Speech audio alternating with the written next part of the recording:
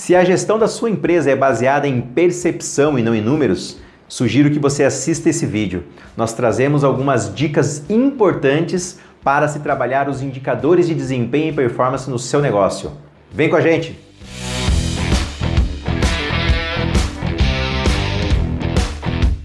Passadas as fases de identificação da cadeia de valor, localização e orientação dos processos a serem mapeados, modelagem dos processos em as-is e melhoria dos processos em to-be, chegamos no momento em que a metodologia prevê a utilização dos indicadores de performance para analisar o desempenho de cada um dos processos. Não necessariamente nós precisamos utilizar ou trabalhar com a modelagem dos indicadores de performance como última fase do processo BPM.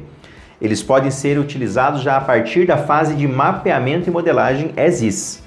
Aqui nós estamos trabalhando ele como última fase apenas para facilitar o entendimento da metodologia. E o que significa na prática monitorar ou controlar a performance de um processo através de indicadores? Se você tem um filho em idade escolar, por muitas vezes você já foi no colégio e perguntou ao seu professor: como está indo esse jovem, esse adolescente ou essa criança? E este professor pode tecer diversos elogios para essa pessoinha. O único detalhe é que não é através desses elogios que essa pessoa passa de ano. É através do boletim escolar. Isso é o indicador de performance. É o indicador que define qual é a meta a ser atingida para que a próxima fase possa ser aberta, como no videogame. A estruturação dos indicadores de desempenho para análise de performance dentro de um negócio, ela tem que partir de um princípio que todos os indicadores têm que ter viés estratégico, sendo desdobrados na tática e na operação. Cada processo por si próprio tem ali um desempenho a entregar, tem um mínimo de resultado que deve ser entregue para que este resultado some esforços com a estratégia do negócio. Lembrando que estratégia é onde o negócio, onde a empresa, onde a instituição quer chegar em um determinado período de tempo. Cada processo tem que estar conectado com essa estratégia, como nós vimos lá no vídeo da cadeia de valor. Agora chegou a hora de entender o quanto esse processo tem que ser eficaz e eficiente para atingir um objetivo mínimo e fazer com que a estratégia do negócio continue caminhando para o seu objetivo. Essa estruturação dos indicadores de performance, também chamado de criação da árvore de indicadores, tem como objetivo principal utilizar as metas definidas para o negócio para desdobrar em submetas para cada um dos processos. Um exemplo prático que a gente pode dar: aumentar o faturamento em X% ou reduzir o custo direto em Y%, é um indicador muito aberto, é uma meta muito aberta para se trabalhar na operação. A grande pergunta é: de que forma o faturamento será aumentado em X%? Que processos estão ligados diretamente a esta meta e que podem contribuir para que o faturamento aumente? O treinamento de colaboradores? A performance comercial? A melhoria nos sistemas informatizados? Observem que só aqui eu citei 3 processos que podem contribuir diretamente para o aumento de faturamento. Mas estes processos também precisam ter metas claras para somar e aí sim alimentar o indicador maior ou o indicador estratégico, que é o aumento de faturamento. Da mesma forma, no outro exemplo que eu dei, a redução de custos. Como eu posso reduzir custos? Melhorando o saving de compras, reduzindo o desperdício na indústria, melhorando a performance de serviços? Observe que são mais 3 exemplos de processos que podem contribuir diretamente com um indicador estratégico. Da mesma forma, o mais importante é que tenha uma meta clara de quanto cada processo contribui para a utilização destes resultados no indicador estratégico. Para a formatação de metas claras e específicas, se utiliza da metodologia SMART. A estruturação da meta SMART, ela trabalha nas 5 palavras que formam esse termo em inglês, que pode ser traduzido da seguinte forma: S, específico; M, mensurável; A, atingível; R, relevante; T, de temporal.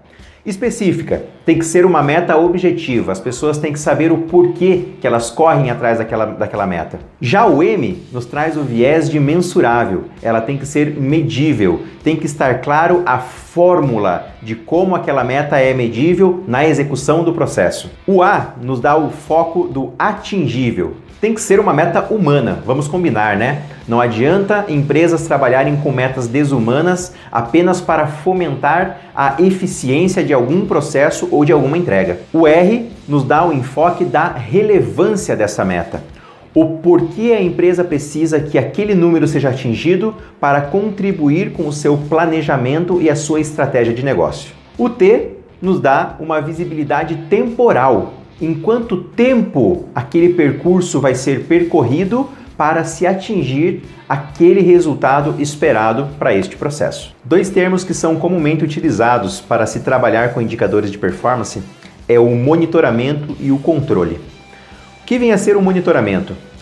A visualização e verificação de como o processo está se comportando, ou seja, a coleta dos dados e informações resultantes da performance do processo. Já o controle tem a ver com, além dos resultados de monitoramento, tomar uma ação, tomar uma decisão sobre o que pode ser feito para o processo ser melhorado.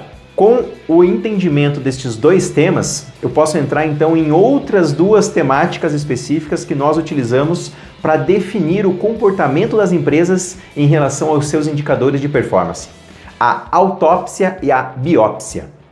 O que vem a ser uma autópsia? Na prática, você pegar um corpo morto, retirar um pedaço e tentar identificar por que aquele corpo morreu. Eu costumo fazer uma analogia direta com aquelas reuniões que acontecem no 5º dia do mês posterior para falar do mês anterior. Isso é apenas monitoramento. É apenas justificar, quando justificam, o porquê o resultado não foi atingido no mês anterior. Não tem como voltar no mês anterior e mudar o resultado. Ou seja, o corpo já está morto. Não tem como voltar e ressuscitá-lo. Na prática, as empresas que fazem apenas este tipo de monitoramento acabam perdendo uma grande parte do seu esforço trabalhando em justificativa. Claro que deste monitoramento, ações podem ser tomadas dali por diante, mas o mês anterior já se foi. E qual é a relação com biópsia? Biópsia é corpo vivo. Então eu tiro um pedaço do corpo vivo, faço um diagnóstico do como ele está se comportando, se ele tem alguma dor ou alguma doença, e posso tomar uma ação, posso remediar. Empresas que fazem, por exemplo, reuniões semanais ou até mesmo quinzenais de performance de processo, têm condição de, dentro do mesmo mês, tomarem ações específicas para, eventualmente, reverter a sua meta. Agora, pessoal, o grande problema das empresas é aquelas que fazem necrópsia. Aquelas que 2, 3, 4 meses depois querem discutir resultados de um tempo distante. Necrópsia é pegar um cadáver em putrefação e tentar descobrir se ele era homem ou mulher, qual era a sua idade e do que ele morreu. Empresas que atuam neste formato, pessoal, esperam apenas o vento soprar na sua vela. Isso quando se dão ao trabalho de levantar a vela. Empresas que atuam com biópsia, elas colocam o motor na água, elas colocam combustível no motor e fazem o seu negócio rodar por conta própria, por estímulo próprio. Lembrem dessa dica na hora de tomar as suas decisões e de montar a sua árvore de indicadores, por mais simples que seja. Tenham os números do boletim escolar da sua empresa na ponta do seu lápis, de preferência diariamente. Muito bem, para você que assistiu esse vídeo até aqui ou assistiu a série completa, gratidão por ter nos acompanhado nessa série de vídeos para falar sobre BPM e a sua desmistificação. Continue acompanhando o nosso canal, não deixe de se inscrever e ativar as notificações no sininho aqui embaixo. Até mais, galera!